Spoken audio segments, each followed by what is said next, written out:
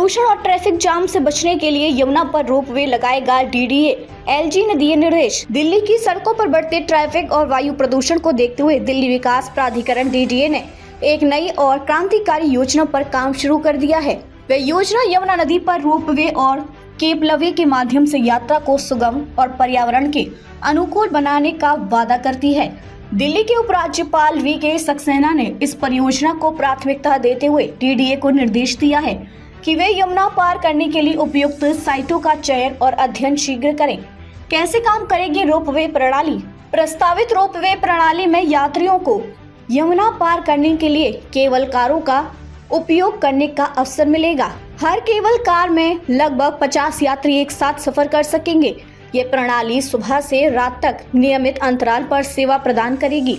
खास बात यह है कि इसे इस तरह से डिजाइन किया जाएगा कि लोग मेट्रो और डीटीसी के बस स्टेशनों से सीधे रोपवे तक आसानी से पहुंच सकें।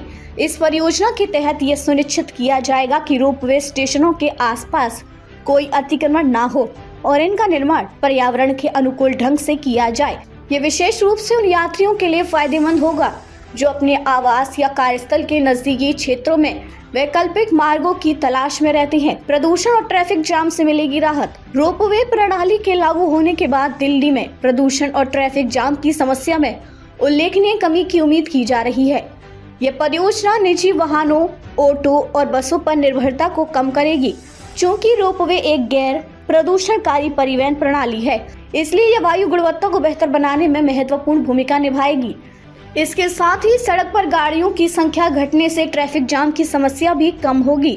सभी के लिए आसान और सुलभ परिवहन। यह परियोजना केवल पर्यावरण के लिए नहीं बल्कि आम जनता के लिए भी बेहद लाभकारी साबित होगी। उपराज्यपाल ने निर्देश दिया है कि रोपवे स्टेशनों का चयन मेट्रो और डीटीसी नोड्स के पास इस तरह किया जाए कि लोग पैदल चलकर वहां आसानी से पहुंच सकें। इससे न केवल प्रदूषण में कमी आएगी बल्कि यह लोगों को अपने व्यस्त जीवन में भी थोड़ी शारीरिक गतिविधि के लिए प्रेरित करेगा। यमुना के बाट क्षेत्र में हरियाली को प्रोत्साहन। उपराज्यपाल ने यमुना के बाट क्षेत्र में पहले से विकसित बांसरा और असीता जैसी साइटों का भी जिक्र किया। इन साइटों पर पार्किंग क्षेत्रों को मुख्य हरित क्षेत्रों से दूर रखा गया है ताकि लोग इन स्थानों पर आकर हरियाली में चलने और शारीरिक फिटनेस का आनंद उठा सके। यह परियोजना पर्यावरण और मानव स्वास्थ्य के बीच संतुलन बनाने का प्रयास है। 1 महीने में आ सकती है प्रारंभिक रिपोर्ट। इस परियोजना की शुरुआत को तेज करने के लिए डीडीए को निर्देश दिया गया है कि वह 1 महीने के भीतर साइट चयन और अन्य प्रारंभिक अध्ययन से जुड़ी रिपोर्ट प्रस्तुत करें। इसके बाद इस योजना पर कार्यान्वयन की प्रक्रिया को गति दी जाएगी। दिल्ली के लिए नए साल का तोहफा। अगर ये परियोजना सफलतापूर्वक लागू होती है तो ये दिल्ली वासियों के लिए एक बड़ी उपलब्धि होगी। रोपवे प्रणाली न केवल परिवहन के एक नए युग की शुरुआत करेगी बल्कि राजधानी के पर्यावरण और यातायात की स्थिति में भी सुधार लाएगी।